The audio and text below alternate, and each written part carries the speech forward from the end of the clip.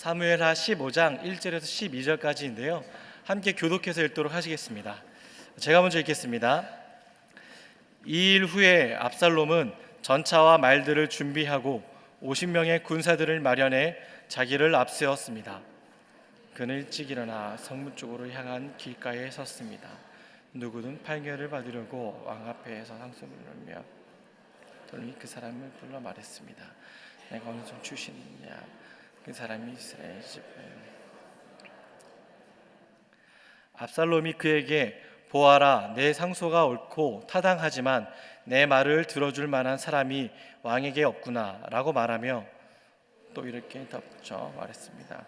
내가 이 땅에서 재판관이 되고 누구든 상소나 재판의 문제를 가지고 내게 오면 내가 정당한 판결을. 또한 압살롬은 누가 자기에게 다가와 절을 하면 언제든 손을 뻗어 붙들고 입을 맞추곤 했습니다. 압살롬은 정당한 재판을 호소하며 왕께 오는 모든 이스라엘 사람들에게 이런 식으로 대해서 이스라엘 백성들의 마음을 사로잡았습니다. 4년 만에 압살롬이 왕께 말했습니다. 헤브론에 가서 제가 여호와께 서원한 것을 이룰 수 있게 해 주십시오. 왕의 종이 아람의 구슬에 살 때 여호와께서 저를 예루살렘에 다시 가게 해 주시면 제가 여호와를 섬기겠다 하고 왕이 그에게 평안히 가거라 하고 말하자 그는 일어나 헤브론으로 갔습니다. 그때 압살롬은 이스라엘 모든 지파에게 두루 첩자를 보내 나팔 소리가 들리면 너희는 곧바로 압살롬이 헤브론에서 왕이 됐다라고 하라고 말해두었습니다. 예루살렘에서 200명의 사람들이 압살롬을 따라갔는데 그들은 단지 손님으로 초대돼 이 일에 대해 아무것도 모르고 그냥 따라 나선 것이었습니다.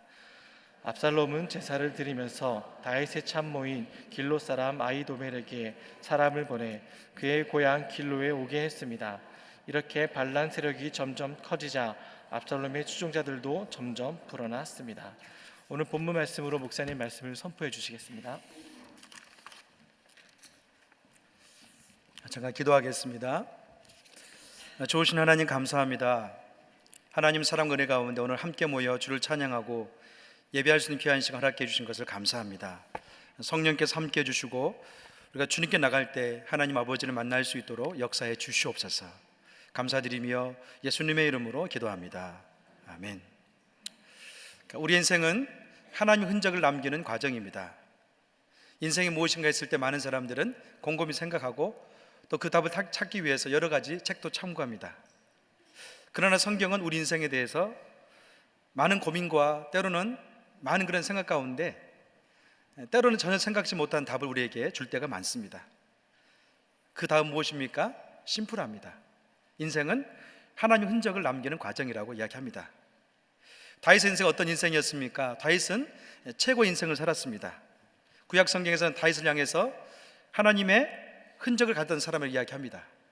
또 신약 어떻게 이야기합니까? 신약에서는 다윗은 하나님 마음에 합한 사람이었다, 그렇게 이야기하고 있습니다. 또 현대 이스라엘 같은 경우도 이스라엘의 그 민족의 국기 가운데 보면 다윗 별이 그 안에 있습니다.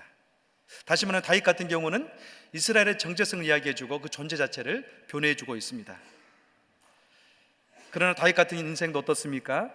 그 인생을 보면 하나님 흔적을 가지고 있지만 또는 그 마음속에 그 인생 가운데 죄악의 흔적 또한 우리에게 보여줍니다. 다윗의 또 다른 면은 자신이 지은 죄악 때문에 어떻습니까? 대가를 지불하는 연약한 모습을 우리에게 보여주고 있습니다. 세상에 많은 책이 있습니다. 그 책을 보면 작가의 의도에 따라서 책이 쓰여져 있습니다. 어떤 분은 어떤 분야의 전문가에서 전문적인 지식을 전달하기 위해서 그 전문 서적을 쓴 사람도 있습니다. 또 어떤 사람은 어떻습니까? 자기 삶의 지혜를 모아서 마치 지혜서인 것처럼 그 책을 쓰는 분도 있습니다. 또 어떤 분은 자기 인생을 돌아보면서 어떻습니까? 자기 인생의 모든 것을 통틀어서 간증집을 쓴 분도 있습니다. 이 세상에 쓰여진 모든 책은 작가의 의도에 따라서 그 책이 목적에 따라 쓰여져 있습니다. 마치 그런 것처럼 성경도 어떻습니까? 성경은 철저히 하나님의 의도에 따라서 쓰여진 책입니다. 성경을 열어보면 하나님의 뜻이 분명히 그 안에 있고 또 그 의도에 따라서 인생을 살았을 때 하나님이 축복한다는 것을 우리에게 보여줍니다. 그래서 성경은요, 믿는 모든 성도들이 그 안에 평강을 누릴 수가 있고 또 영적인 소망을 발견합니다. 성경은 온 인류에게 생명을 주는 책입니다. 또 성경 어떻습니까? 과감하게 죄악에 대해서 또한 기록하고 있는 것이 성경책입니다. 어찌 보면 세상 사람들은 자기 책을 쓸 때 어떻습니까? 자기 약한 모습은 빼지만 성경은 그렇지 않습니다. 왜 그래요? 온 인류에게 생명의 길을 제시해야 되기 때문에 죄악이 있으면은 생명길을 갈 수 없기 때문에 그 죄에 대해서도 지적하고 있습니다. 다윗은 이미 하나님의 깊은 사랑을 경험했던 사람이었지만 그 인생 가운데 정말 죄 때문에 고생을 많이 했던 흔적을 일단 우리에게 보여주고 있습니다. 다윗은 개인적으로 보더라도 목동에서 이스라엘 왕으로 엄청난 출세를 경험했던 왕이었습니다. 그의 리더십 어떻습니까? 굉장히 뛰어났고 많은 사람들을 감동시켰습니다. 그러나 그 인생 가운데 잘 나가던 인생이 밧세바를 범하는 그 사건 때문에 추락하는 모습을 우리에게 보여주고 있습니다. 여러분, 다윗의 그 밧세바 사건 어떤 거였습니까? 자기 인생과 돌이킬 수 없는 죄악 흔적을 보이는 그런 순간이 되고 있었습니다. 이때 하나님은 다윗에게 누구를 보냅니까? 나단 선지자를 보내서 그 죄악의 실상을 보여주고 그 죄의 대가가 무엇인가를 우리에게 분명히 보여주고 있습니다. 사무엘하 12장 9절에 12절 말씀을 같이 한번 읽어보겠습니다. 사무엘하 12장 9절에서 12절입니다. 시작. 그런데 내가 어떻게 여호와의 말씀 무시하고 여호와 보시기에 악한 짓을 했느냐? 내가 햇사람 우리아를 칼로 쓰러뜨리고 그 아내를 내 것으로 만들지 않았느냐? 너는 그를 암몬 사람의 칼에 맞아서 죽게 했다. 그러니 그 칼이 내 집에서 결코 떠나지 않을 것이다. 이는 내가 나를 업심여기고 햇사람 우리아의 아내를 내 것으로 만들었기 때문이다. 여호와께서 말씀하십니다. 내가 내 집에서 너를 대적하는 악을 일으키겠다. 내가 바로 내 눈앞에서 내 아들들을 데려다가 내 유축에게 줄 것이니 그가 밝은 대낮에 내 아들들을 욕보일 것이다. 너는 아무도 모르게 그 짓을 했으나 나는 대낮에 온 이스라엘이 보는 앞에서 그렇게 할 것이다. 아멘. 여러분, 오늘 본문 가운데 나와 있는 하나님 어떤 분이십니까? 적어도 하나님은요, 죄를 미워하는 분으로 나와 있습니다. 하나님은 사람은 사랑하지만 그 죄악은 미워하십니다. 다윗은 사울 왕에 쫓기는 그런 인생을 살 때 그의 마음속에 굉장히 답답함이 있었습니다. 자기 생명을 유지하기 위해서 어떻습니까? 때로는 적군의 땅에 가서 미친 척하면서 자기 인생을 보존했습니다. 더 이상은 자기 인생 가운데 이런 외로움과 고독함과 힘든 것은 없을 것이다, 그렇게 생각했습니다. 그런 인생 가운데 이제는 정말 잘 나가는 순간이 있었는데요, 뜻하지 아니한 범죄 때문에 그 인생이 다시 한번 나락 가운데 떨어졌습니다.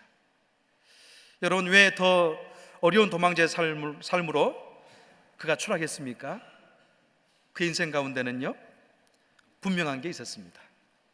그것은 뭐냐면 사울에게 쫓길 때는 젊었습니다. 또 사울에게 쫓길 때는 어떻습니까? 그 인생 가운데 사울 왕에게 쫓긴다는 그런 마음이 있었습니다. 그러나 지금 같은 경우는 다윗은 더 힘들고 어렵습니다. 왜냐하면 친아들 때문에 쫓김을 당하고 있기 때문에 그렇습니다. 더 어때요? 아들이 아버지를 배반해서 도망가고 있기 때문에 그 인생은 너무나 힘들고 어려운 순간에 놓여 있습니다. 그 아들 압살롬은요, 전차를 앞세우고 50명의 군사들을 거느리고 다윗 왕을 지금 배반하기 위해서 함께하고 있습니다. 이것은 자기가 실제로 왕이 후계자라는 걸 보여주기보다는 과시하고 있습니다. 나는 다윗 왕보다 더 높은 사람이고 잘할 수 있습니다, 그렇게 과시합니다. 여러분, 그는 아주 철저히 사람들의 마음을 회유하면서 어때요? 그 아버지 다윗을 지금 무너뜨리고 있는 것을 우리에게 보여줍니다. 오늘 본문인데요, 2절과 4절을 같이 한번 읽어보겠습니다. 시작. 그는 일찍 일어나 성문 쪽으로 향한 길가에 섰습니다. 누구든 판결을 받으려고 왕 앞에 상소문을 들고 오면 압살롬이 그 사람을 불러 말했습니다. 내가 어느 성 출신이냐? 그 사람이 이스라엘 어느 지파에게 왔습니다 라고 대답하면 압살롬이 그에게 보아라, 내 상소가 옳고 타당하지만 내 말을 들어줄 만한 사람이 왕에게 없구나 라고 말하며 또 이렇게 덧붙여 말했습니다. 내가 이 땅에서 재판관이 되고 누구든 상소나 재판할 문제를 가지고 내게 오면 내가 정당한 판결을 내려줄 텐데. 아멘. 압살롬은 다윗 왕을 무너뜨리기 위해서 아주 본격적으로 회유책을 쓰고 있습니다. 예를 들면 어떤 사람이 다윗 왕에게 어떤 재판을 받기 위해서 걸어오고 있습니다. 그러면은 그 압살롬은요, 그 왕궁의 아주 좋은 자리에 있다가 그 사람을 맞이합니다. 그런 다음에 어떤 어려움을 이야기하면 그렇게 이야기합니다. 내가 이 모든 것을 해결해 줄 수 있다.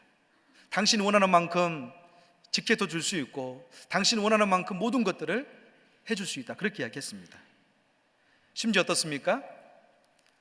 다윗 왕 가운데, 또 다윗 왕궁에 있는 모든 정책 가운데는, 정책 보좌관 가운데는 당신이 어려움을 해소할 만한 그런 문제를 이야기했을 때 들어줄 만한 그런 조직이 없고 사람이 없습니다. 그렇게까지 이야기했습니다. 압살롬은 이런 방식으로 왕궁에 온 많은 사람들을 회유하면서 자기 편으로 끌어들였습니다. 심지어 어떻습니까? 당신이 어렵고 힘든 사람들을 볼 수 있는, 당신의 어려움을 들어줄 수 있는 사람이 결코 다윗 왕이 아닙니다. 그렇게 그를 공격했습니다. 여러분, 압살롬의 행동을 보면요, 우리는 한 가지 볼 수 있는 게 있어요. 그것은 뭔가요? 이 사단의 계략이 그 안에 숨어 있다는 것을 보게 되죠. 사단은 끊임없이 전략이 있습니다. 그것은 뭐냐면 하나님과 성도의 그 사이를 떼어놓는 것이 사단의 전략입니다. 마치 그런 것처럼 압살롬은 다윗 왕과 이 백성 사이를 떼어놓는 것이 그의 전략이었습니다. 결국에는 그의 의도대로 왕권을 차지하기 위해서 끊임없이 무너뜨리고 있는 것을 우리가 볼 수 있어요. 어떤 신학자는 이 말에 대해서 이렇게 이야기합니다. 조직적으로 다윗 왕족에게는 어려움 사람을 보살필 만한 그런 조직이 있지 않았다. 그렇게 정의한 분도 있어요. 그러나 실상 이 당시 같은 경우는요, 이 모든 백성의 어려운 것들과 재판권은 누구에게 있었습니까? 다윗 왕에게 있었습니다. 그런 의미에서 이미 다윗 왕 같은 경우는, 그 조직 같은 경우는요, 어려움도 돌볼 만한 그런 조직이 있었다는 거예요. 그러나 압살롬은 끊임없이 다윗 왕에게 그런 게 없다면서 회유하고 있는 것을 보게 됩니다. 5절과 6절을 좀 더 읽어보겠습니다. 오늘 본문 5절과 6절입니다. 시작. 또 압살롬은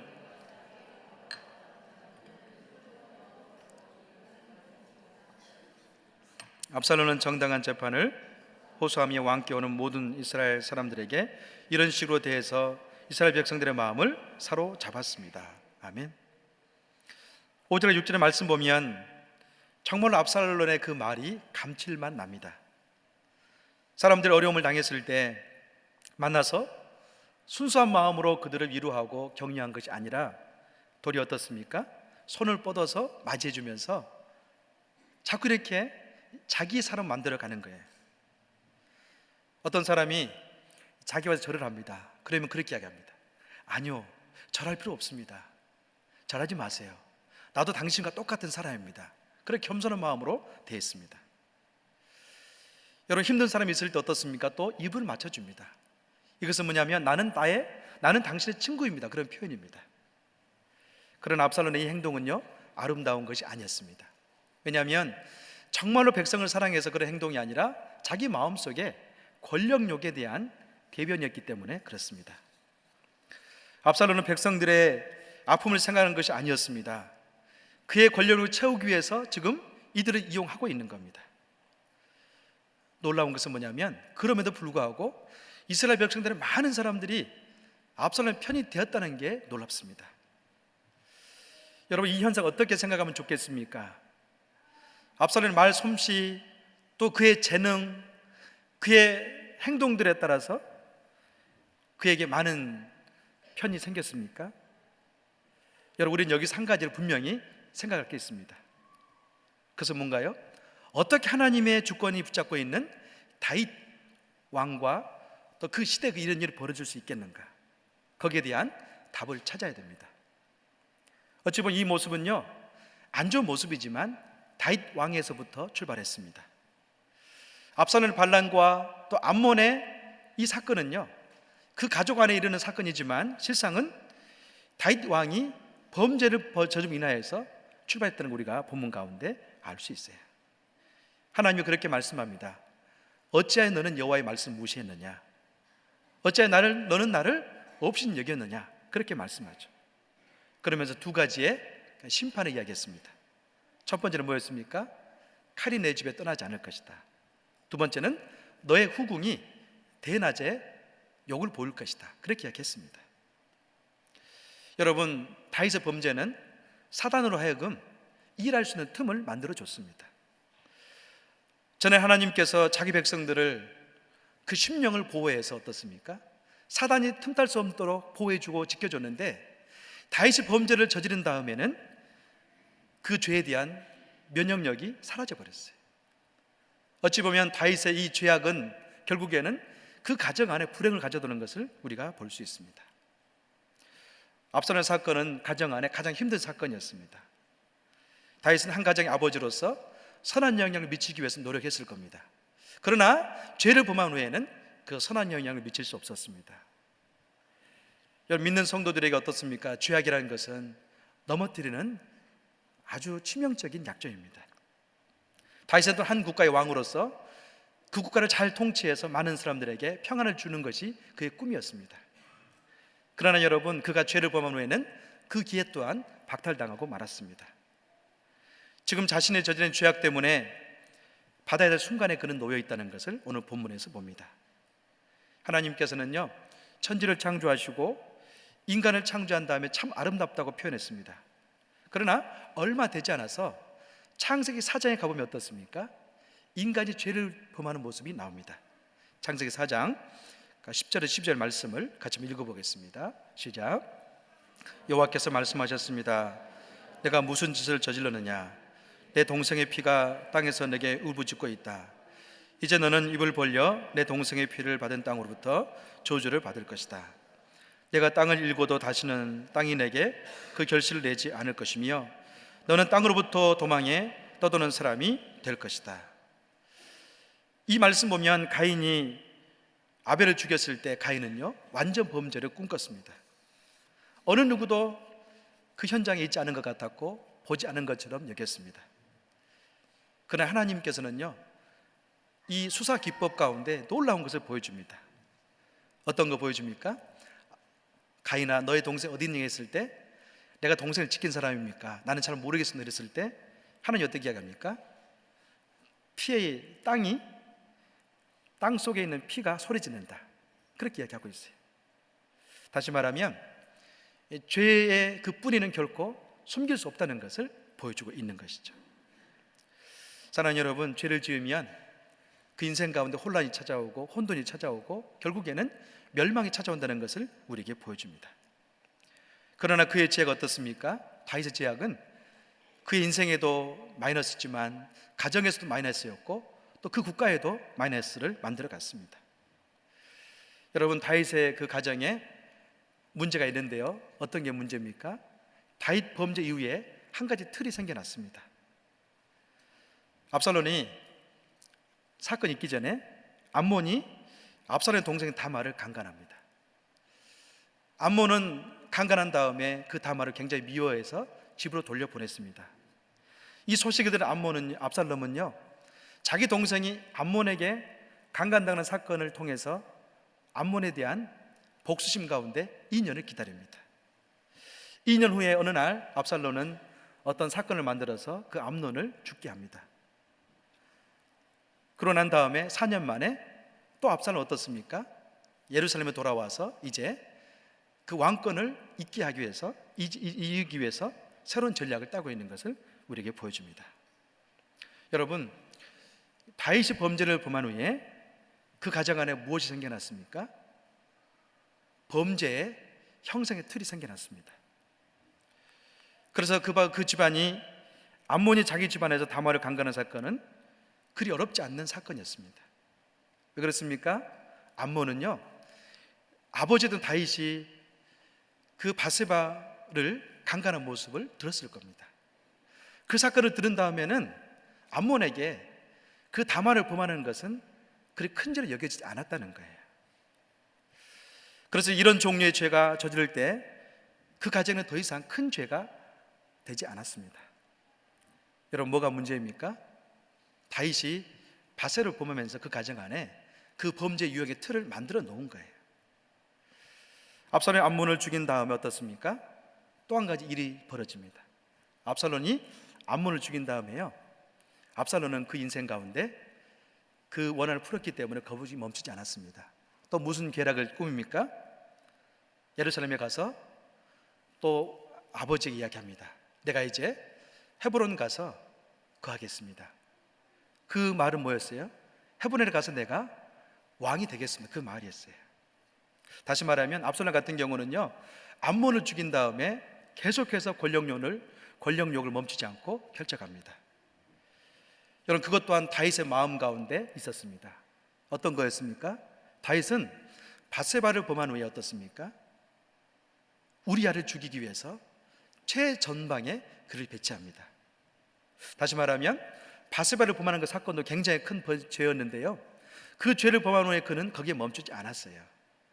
그 남편을 은폐하기 위해서 죽이는 것까지 나가는 것을 보게 되죠. 마치 그런 것처럼 압살롬 같은 경우도 암논을 죽인 다음에 그 인생의 욕망이 거기서 그치지 아니하고요, 더 많이 아버지를 배반하기 위해서 헤브론에 가는 것을 우리가 보게 됩니다. 사랑하는 여러분, 가정 안에서 사람들은요, 이상하게 미워하는 것을 또 싫어하는 것을 담는 경향이 있습니다. 참 이상하게도요, 부모 입장에서 보면 그런 마음이 있잖아요. 내 자식들이 꼭 이것을 닮지 않았으면 좋겠다, 그리고 좋은 모습만 닮았으면 좋겠다, 그런 마음을 갖습니다. 근데 정작 자녀들 어떻습니까? 부모의 장점을 닮기보다는 참 부모마저도 싫어한 그런 안 좋은 점을 닮을 때가 참 많이 있다는 거죠. 종종 그럴 때가 있지 않습니까? 아버지가 술을 참 좋아합니다.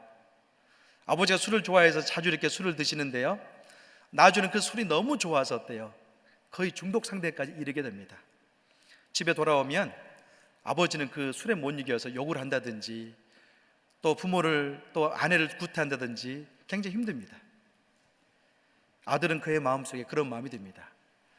나는 커서 적어도 술만큼은 전혀 먹지 않아야 되겠다, 그런 마음을 가져요. 그래서 실상 어느 날 그 아들이 인생 가운데 고달픈 일을 만나게 되었습니다. 사업의 실패를 경험하고 인생의 실패를 경험합니다. 여러분, 그때 그 자녀의 모습 어떤 모습인가요? 자기도 모르는 사이에 술로 범벅이 돼 있어요. 왜 그럴까요? 그가 가정에 자라면서 부모에게 배운 것은 그거였어요. 인생이 힘들고 어려우면 다른 걸 선택하는 것이 아니라 술을 먹고 자기 인생의 고달픔을 푸는 것이 그 인생의 존재의 틀이 되었기 때문에 그렇습니다. 사랑하는 여러분, 우리는 하나님의 흔적을 남기는 그런 삶을 살고 있습니다. 그런데 어떻습니까? 우리는 죄의 흔적을 남기도 참 많이 있다는 것이 우리 인생의 안 좋은 것입니다. 여러분, 반면에 어떤 분이 신앙 안에서 살면서 힘들고 어려울 때 어떻습니까? 술을 드시지 않습니다. 담배를 피지 않습니다. 도리 어떻습니까? 하나님께 철저히 말씀 가운데 기도하면서 뚫고 나가는 것을 자녀에게 보여줍니다. 여러분, 그렇다면 그 자녀는 어떨까요? 그 자녀 가운데 인생의 실패와 경험, 힘듦이 있을 때 그 인생은 낭망하지 않습니다. 술을 찾지 않습니다. 도리어 하나님 말씀을 찾으면서 기도하는 모습을 우리가 볼 수 있는 거예요. 사랑하는 여러분, 세상은 다윗은 이미 자신 가정 안에 일어나고 있는 모든 상황을 어떻습니까? 스스로 그것을 만들어놨다고 해도 과언이 아니었습니다. 그래서 그렇게 요란하게 압살롬이 반란을 일으켜도요, 다윗은 전혀 개의치 않았어요. 왜 그렇습니까? 자기가 그 길을 걸었기 때문에 그렇습니다. 사무엘상 15장 30절을 같이 한번 읽어보겠습니다. 그 모습이 나와 있습니다. 함께 읽습니다. 시작. 그러나 다윗은 계속 올리브산으로 올라갔습니다. 그는 머리를 가리고 발에 아무것도 신지 않은 채 계속 울면서 갔습니다. 그와 함께 있던 모든 백성들도 머리를 가리고 계속 울면서 올라갔습니다. 30절 말씀은 다른 말씀이 아닙니다. 오늘 우리가 12절까지 읽었잖아요. 30절 말씀은 압살롬이 이제 반란을 일으켜서 다윗이 압살롬에게 도망가는 모습을 보여주고 있습니다. 근데 그의 모습이 어떤 모습이에요? 울면서 그 성을 떠나고 있다는 것을 우리에게 보여줘요. 왜 그럴까요? 그 백성도 울면서 떠나가고 있습니다.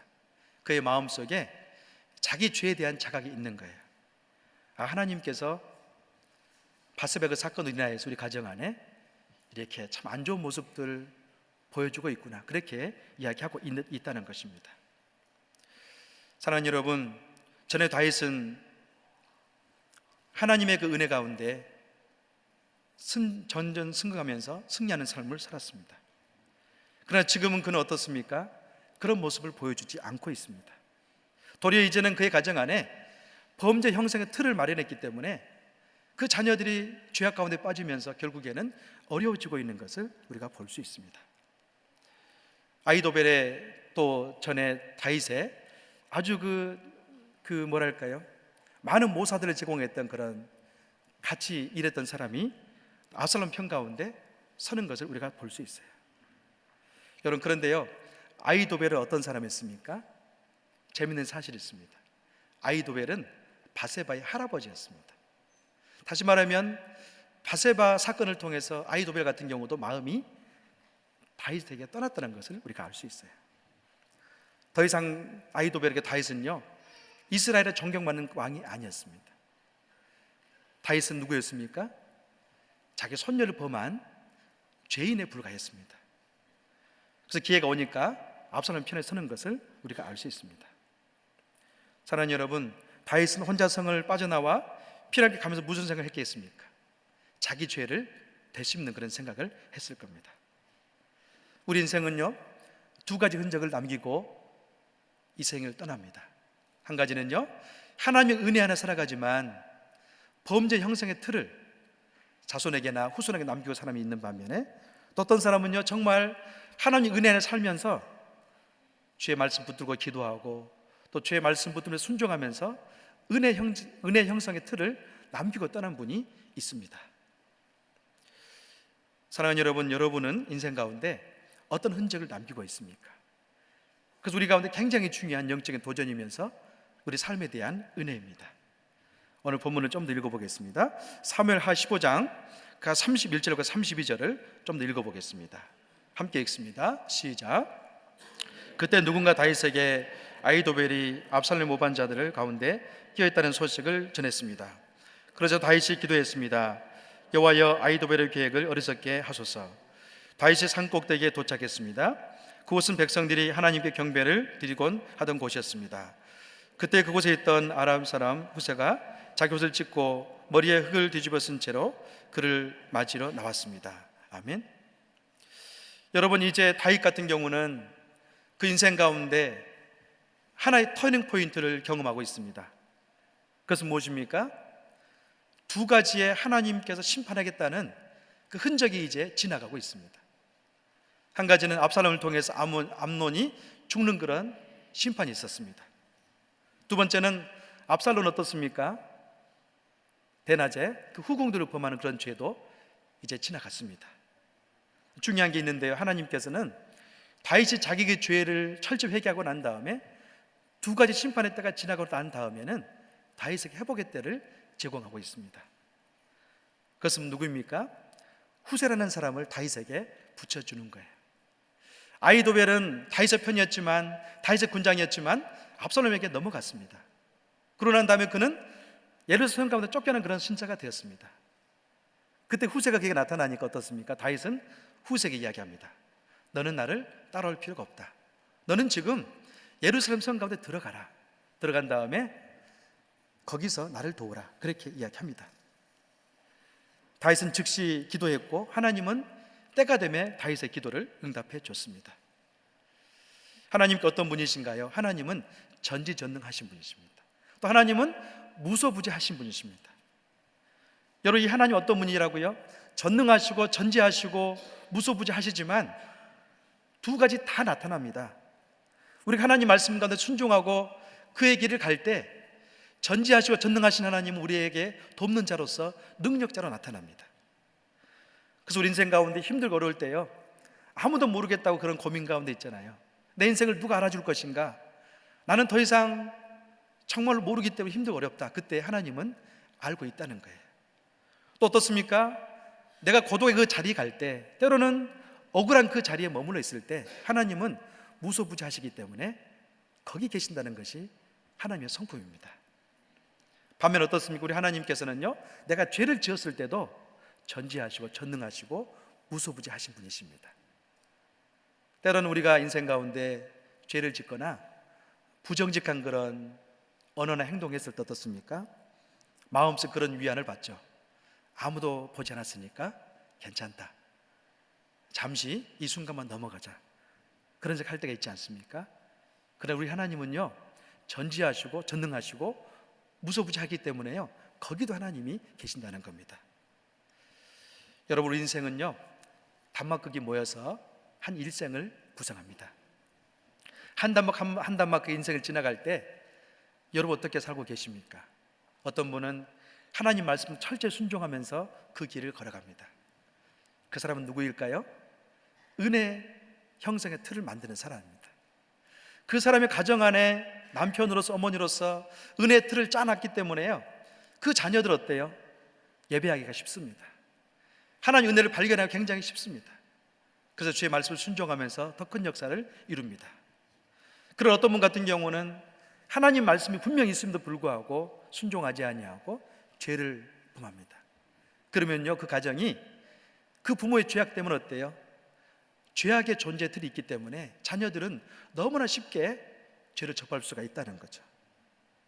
사랑하는 성도 여러분, 우리 인생은 흔적을 남기고 떠납니다. 우리 인생이 하나님과 늘 동행하면서 정직하고 거룩하게 산다면 우리는 그 가정 안에 은혜 형성의 틀을 만드는 그런 삶을 살게 됩니다. 그러나 우리가 정말로 주의 말씀 은혜가 있음에도 불구하고 죄를 범하는 죄를 산다면은 그 부모가 그 가정 안에 범죄 형성의 틀을 만들고 가기 때문에 그 가정이 힘든 순간에 놓이게 됩니다. 여러분, 우리 인생은요, 한 가정 안에서, 한 사회 안에서, 한 국가 안에서 어떻습니까? 큰 영향을 미친다는 것을 다윗을 통해서 볼 수 있습니다. 만약에 저와 여러분이 이제 주님 안에서 모든 것들을 회복된 그런 순간이 있다면 다윗처럼 우리는 다시 일어날 수가 있습니다. 시편 20편 6절과 8절을 같이 한번 읽어보겠습니다. 시편 20편 6절과 8절입니다. 함께 읽겠습니다. 시작. 여호와께서 그분이 구원하시는 그 오른편의 힘으로 거룩한 하늘에서 그에게 응답하시니 어떤 이는 전차를 의지하고 어떤 이는 말을 믿으나 우리는 여호와 우리 하나님의 이름을 믿노라. 그들은 엎드러지고 쓰러지겠으나 우리는 일어나서 굳건히 서리라. 아멘. 여러분, 시편 20편 어떤 시편인가요? 굉장히 유명한 시편입니다. 또 한 가지는 다윗에게 있어서는 인생의 터닝 포인트를 보여주는 시편입니다. 압살롬 가운데 그 인생이 거의 실패 가운데 있을 때 어떻습니까? 그는 전차를 의지했고 말을 의지했습니다. 또 많은 사람들 회의해서 그 인생의 성공을 꿈꿨습니다. 그러나 하나님은 압살롬의 손을 들어주지 않았습니다. 다윗이 그 죄악 가운데 철저히 회개하고 또 그 범죄의 그 대가를 다 지불한 다음에는 하나님이 그의 기름 부은 자인 다윗을 다시 일으켜 세워줍니다. 6절에 그렇게 말씀합니다. 여호와께서 그 기름 부으신 이를 구원하시는 줄 이제 내가 알았도다. 그분이 구원하신 그 오른손의 힘으로 거룩하신 하늘에서 그에게 응답하시니 그들은 엎드려지고 쓰러지겠으나 우리는 일어나서 굳건히 설 것이다. 그렇게 말씀하고 있습니다. 여러분, 어찌 보면 압살롬이 선택한 길은 넓은 길이었고요, 인기 있는 길이었습니다. 또 많은 사람들은 그렇게 생각했을 겁니다. 정말 나에게 잘해주는 걸 보니까 압살롬을 따라가면 내 인생이 밝을 것 같다, 우리나라가 잘 될 것 같다. 여러분, 우리가 생각 한번 해보세요.